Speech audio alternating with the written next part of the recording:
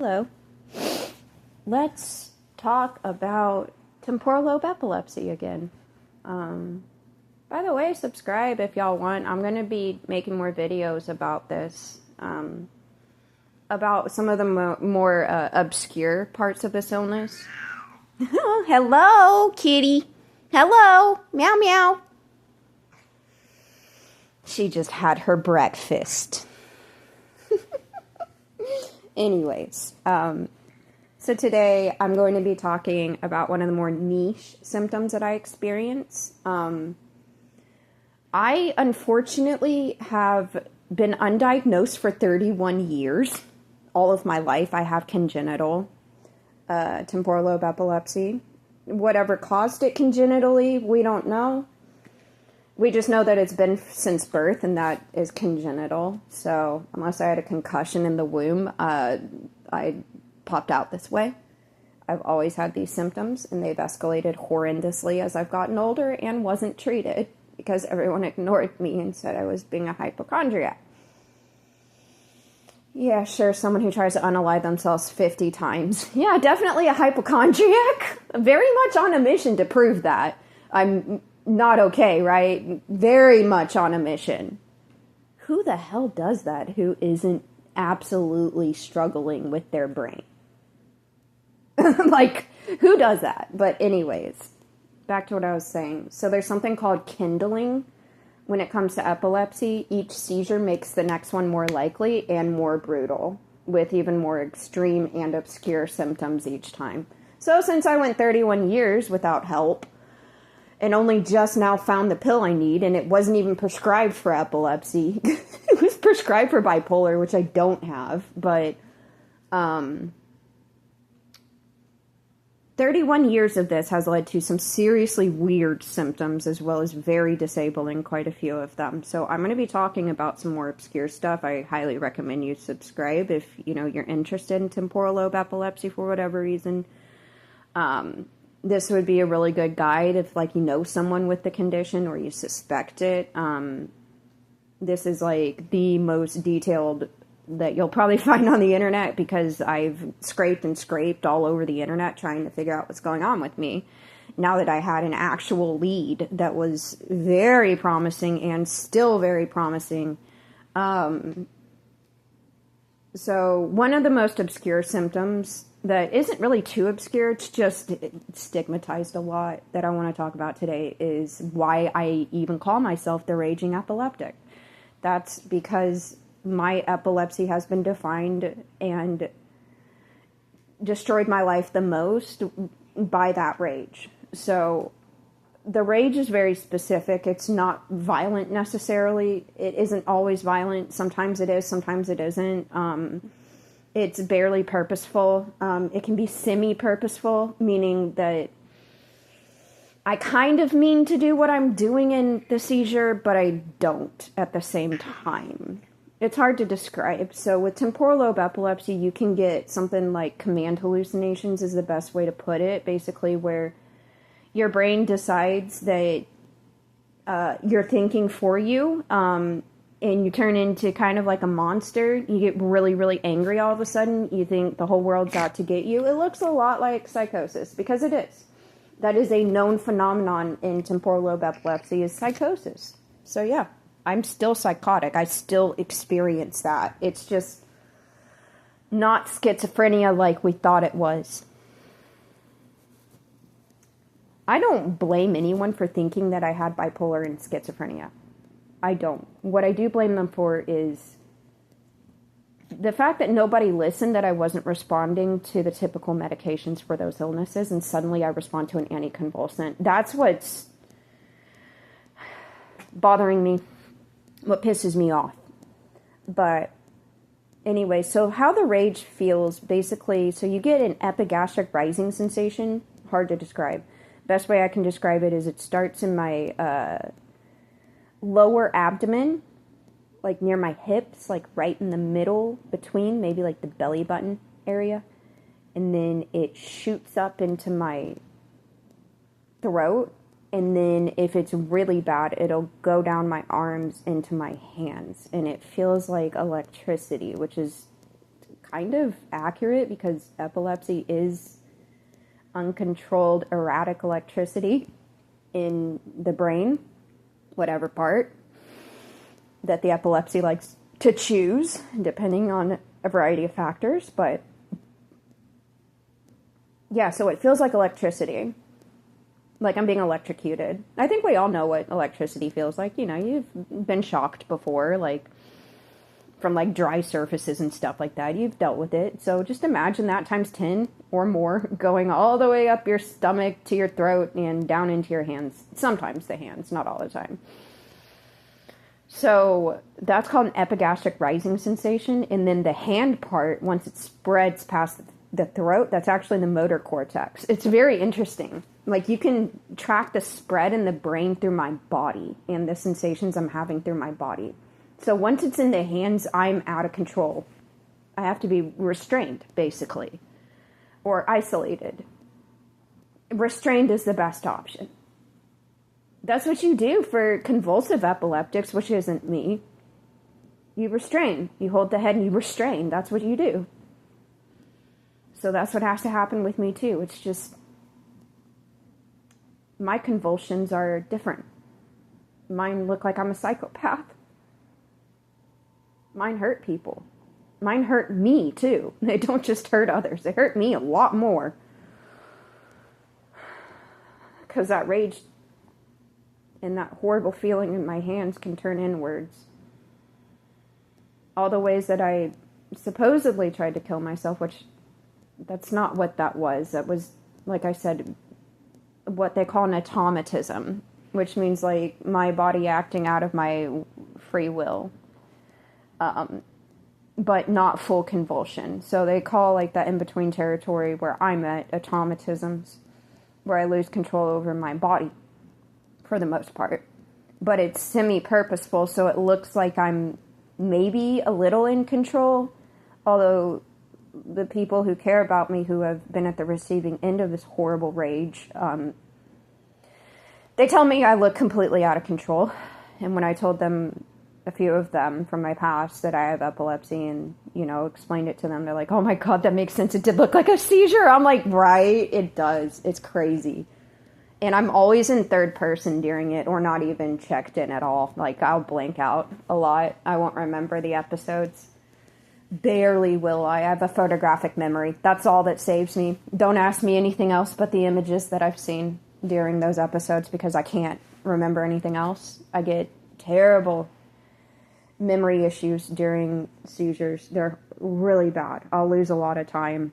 But, so the rage is like, it's very electrical. It's out of control.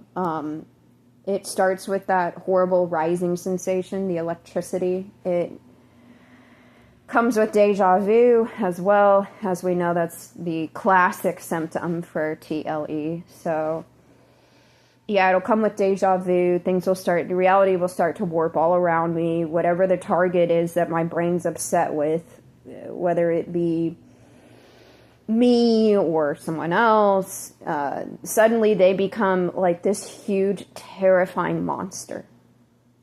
Yes, even myself. And that's the fear that's very well known in TLE. It's a very interesting fear. Very brutal. It's not the kind of fear that you would think of. It's the kind of fear where there's a black hole sucking you in. I'm not exaggerating. Like, try to imagine that. That's how it feels. The fear is like I'm being sucked into a black hole. Like the entire universe is. It feels like the whole universe is collapsing in on itself. Because when you're in a seizure with the temporal lobe, you feel hyper-connected to everything, to the universe, to everyone around you. You become the universe. It's kind of like a magic mushroom trip that's gone wrong. If you've done magic mushrooms, you kind of understand. My occipital symptoms, for sure, line up perfectly with a magic mushroom trip and how it impacts your vision. Like, that's exactly what I see, by the way. If you've ever tried magic mushrooms, my occipital, which is like the eye part of the brain, because I get spread into it, I start with the temporal lobe, I go to occipital, and then it always ends in the motor cortex, and I never convulse, luckily. But the occipital symptoms look a lot like what you see on magic mushrooms. Fractals, geometric patterns, saturated colors, just all of that. That's what I experienced. I experienced it before I did magic mushrooms, and it got way more intense afterwards because I didn't know that they're a massive seizure trigger and that they can unlock seizure symptoms you didn't even have before. Yeah, I learned that the hard way. I'm still grateful I did them, though. That's a weird one. I am. I'm glad I did them. I saw some things that I'm happy I saw, and now I have this way of communicating with people who don't have epilepsy about what occipital epilepsy is like. So, basically, temporal lobe epilepsy looks a lot like schizophrenia, looks a lot like bipolar disorder, looks a lot like borderline personality disorder. It looks a lot like a lot of stuff. Because the temporal lobe handles a lot of shit. Like, a lot of shit. It does a ton of stuff. And that creates a really weird, like, cluster of symptoms that just don't make much sense from the outside. Or even the inside a lot of the time. But once I've started to wrap my head around it more, and basically become a neuroscientist about this shit, I get it, mostly. I understand what's going on with my brain and my body, mostly. I even have a hypothesis about what the congenital part is, but I don't know. I need more research into that. It's cutting edge. We don't know enough. I have to wait. But the research we do know is that, yes, people with TLE report much higher aggression scores, especially for anger, which I call rage, because rage is uncontrollable anger. And that's exactly what it is. It's uncontrollable. It's crazy as hell. It looks fucking psychotic as all shit. It's extremely, like, strong. It's brute force. It's not planned. None of it's ever been planned. Like, I'm not a psychopath. It's not planned. And it's not even meaningful or barely even purposeful when it happens. I can have rage without it turning into automatisms where I become violent or suicidal, which I consider suicide violence too, just against the self. But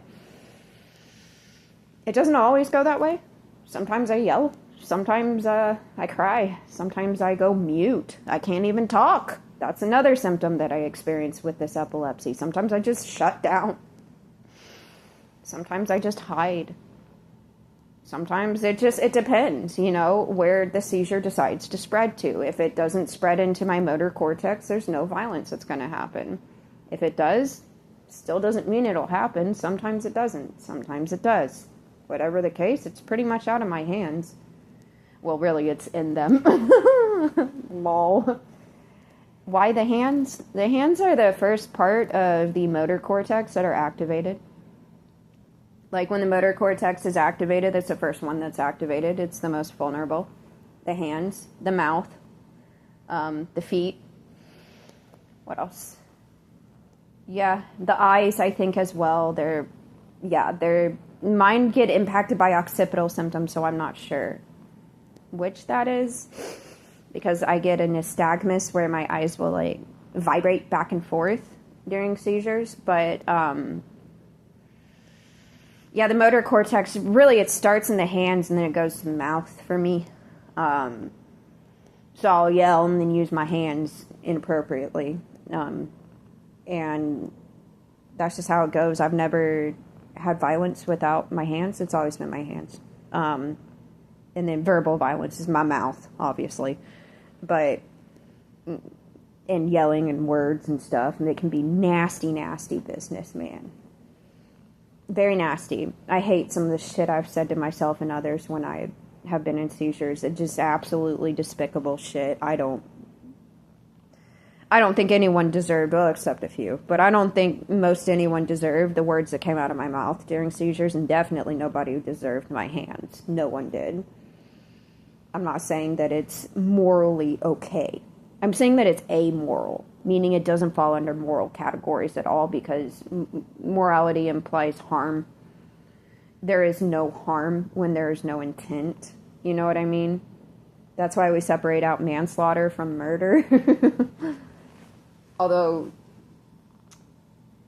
that's nuanced. I guess you could argue that it might be a bit immoral, but it's like, the way we go about taking responsibility of it is different. Like, a psychopath just needs to, like, learn to feel guilt and just follow the rules, you know? Or not learn to feel guilt, but just understand that they need to follow rules. You know, they need not hurt people. You know what I mean? They need to lean into other ways of fulfilling their lives without harming themselves or others, which there's therapy for that.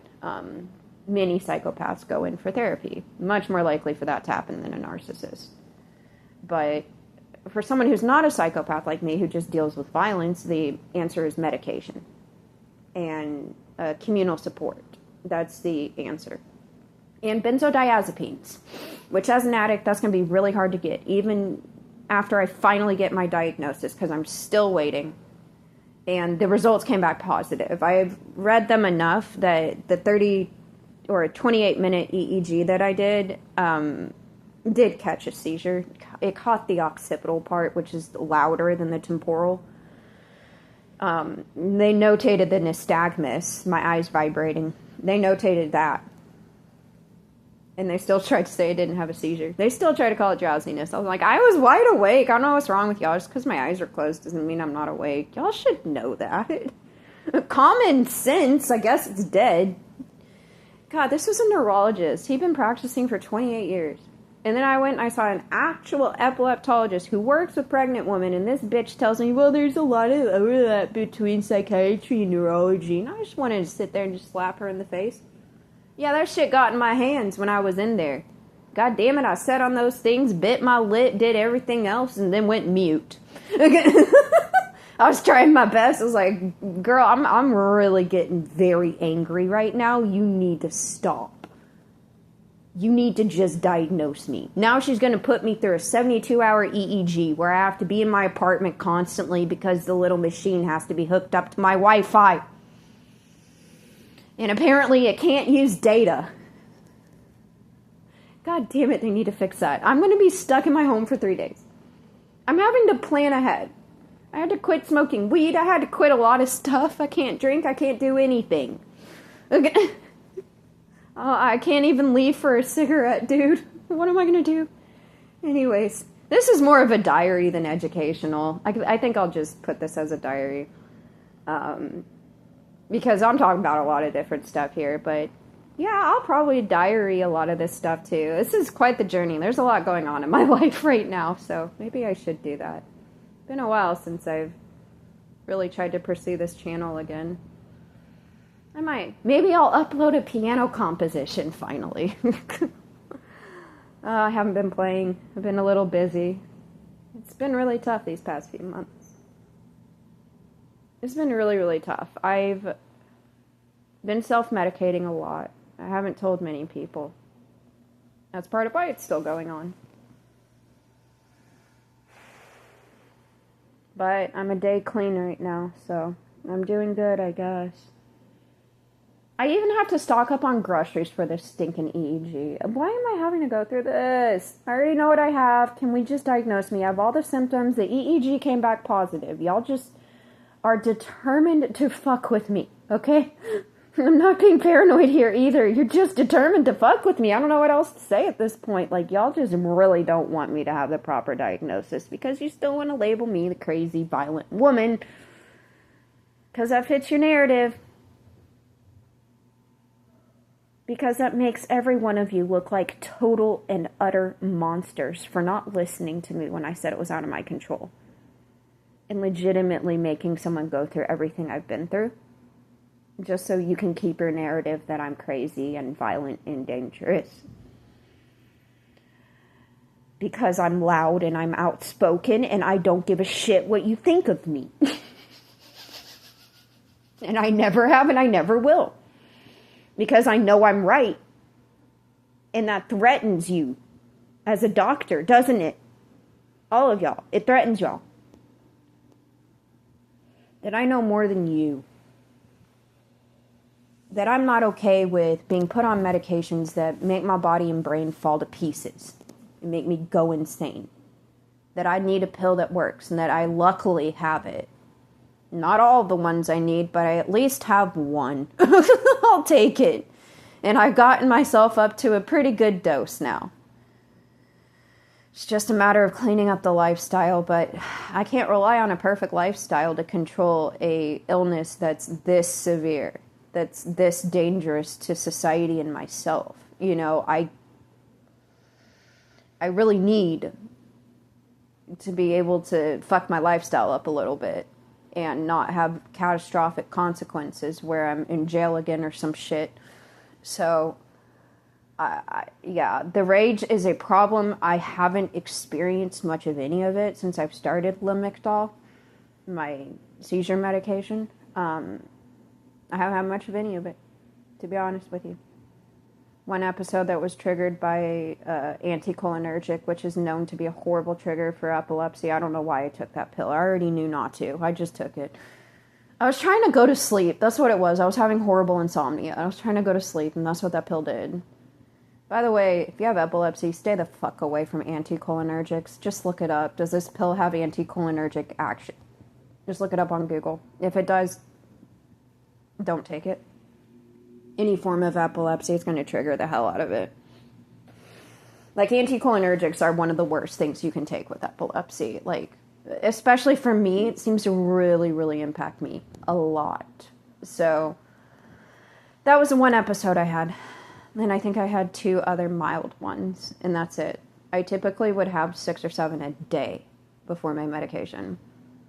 I've been on my medicine for over 10 months now, and I can count 3 solid times where the rage was bad. And only 2 of those was just breakthrough. The other one was absolutely expected.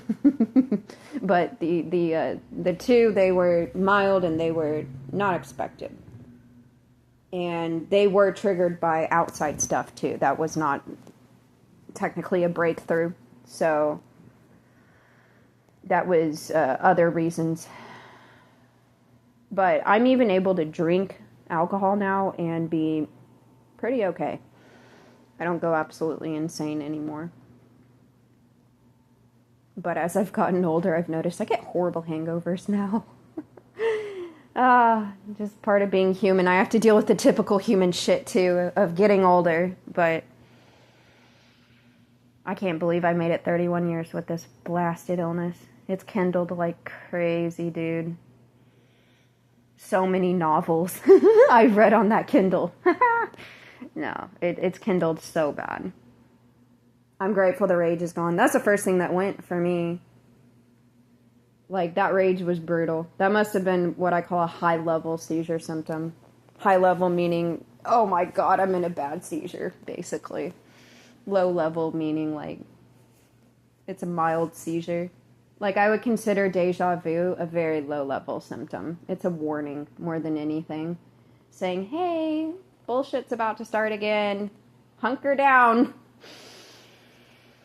And then for me, I go into status. Non-convulsive status. That causes brain damage over time, which it has. Measurably, my pituitary gland enlarged in response as a protective mechanism, so it didn't get destroyed.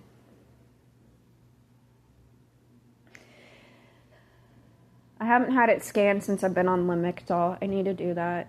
But I want to get the dose better and get the seizures more under control, and then we'll scan it and see if the pituitary's finally a normal size. It was barely enlarged, but typically with the pituitary, it has a pretty tight range that's acceptable. They broaden it way too much on MRIs. They do that, so they're looking for serious pathologies. Mine isn't too serious. It's moderate, I would say. It's something that needs to be watched and that needs to be fixed as soon as we can. That's kind of the place it's in. It's not emergent. Clearly, I'm still here, but it's definitely a huge problem. My pituitary gland should not be enlarged. There is no explanation other than tumor, and it's not that. We ruled that out. it's basically, it's hormonal.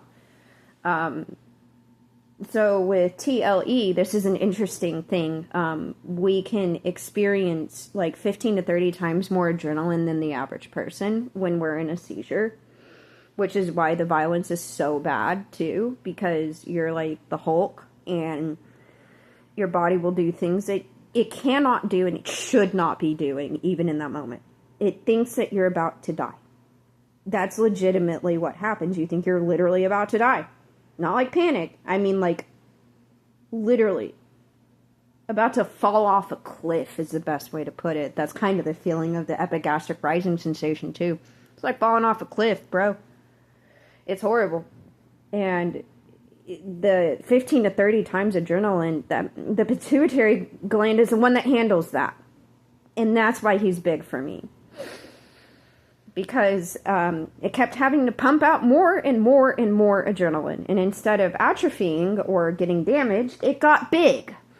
Which is actually good. That's the way my body went with it. That it was capable of producing a large pituitary gland to deal with the adrenaline issue. Lucky me. That's not technically brain damage. Brain alteration that may be able to be reversed. We don't know. I'm scared about it because pituitary stuff is not fun to deal with. The rest of my hormones were pretty fucked up from it. They have gotten a lot better. And the other thing is that my thyroid was in the lower range. Never quite out of range in the lower end, but always in the lower end, like right on that line. That was how it worked with the pituitary. It was right on the line, you know, which makes sense. Both of them are on the line. When the pituitary is enlarged, that typically means that you're overproducing hormones, and adrenaline's a hormone. So you're overproducing it, basically, and various reasons why that happens. But for me, it was literally the temporal lobe telling the pituitary gland to release a massive amount of adrenaline because we're about to die. And it just does it randomly. Or with random triggers that should not cause issue. Like an anticholinergic. It really should not cause that much issue. But it does. Because it uniquely impacts the temporal lobe. But, anyway, so that's probably why the pituitary is enlarged. My thyroid has finally normalized for the first time in my adult life. I've never seen that thing normal. I've been testing it for maybe a decade now. It's normal. Finally is. About 4 months into Lamictal, it got normal. So my thyroid numbers are totally normal, which I assume means my pituitary has gone back to the size it was always supposed to be. But probably never has been. It's probably always been enlarged since I was born. I don't know. I didn't get it scanned back then. I got it scanned as a young adult. And then again a few times as an adult. So I think it's normalized. I think that that's a fair assumption to make. I would not want to let that go, though. Like I said, once I'm stabilized on my medicine, I'm going to get that brain checked out. Even the neurologist was like, let's look at that. You know, even the asshole who didn't want to diagnose me with TLE. He was like, we need to look at your pituitary, though. He's like, I looked at your old imaging. He's like, I don't know what's going on there, but we need to assess that. And I'm like, I think you're missing the forest fire for the trees, or whatever the phrase is. I really think you are. I think that was a side effect of the epilepsy, and I think getting the epilepsy under control is the answer. Like, it's the answer to, like, pretty much all my problems, and why I'm on disability, why I'm not able to work. It would be very nice to be able to. All of the kindling has seriously caused a lot of just brain dysfunction in general, like what someone with ADHD would experience, like executive dysfunction. Like, I deal with a lot of that. I really struggle with it. And I take a lot of tips from people who have ADHD. I have friends with it, and I take a lot of tips from them. A lot of stuff about memory. I'm forgetful. Not amnesiac, but I'm forgetful as hell. Like, my brain, it just doesn't encode memories well anymore. It retrieves them fine. It doesn't encode well. Amnesia is, like, not always, like, it just doesn't fit here. I'm not an amnesiac at all. I don't fit that definition, although that's what the doctor tried to say I have. I don't.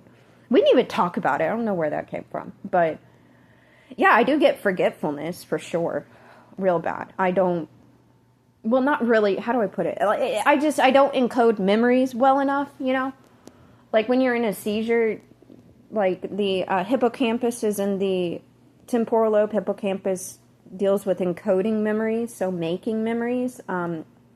When the temporal lobe is seizing, specifically the hippocampus for me, that's when, like, I'm not making memories at all, you know? I'm just existing miserably, mind you, but just existing. I'm not making memories, so there is nothing to remember. That's scary. There is nothing there. There's nothing to remember. There's no way I can. I have to go off of other people's memories and hope they're not lying to me. So anyways, that was a very long diary. Oh well. Hope you enjoyed. Let me know if y'all want more of this, I guess. I think it'd be interesting to document this journey a little bit more. But hope y'all are having a good day. Go watch my other videos. And subscribe. Like this video. Comment. Tell me what you think. Tell me if you've got this illness. It'd be nice to meet other people like me. Bye-bye.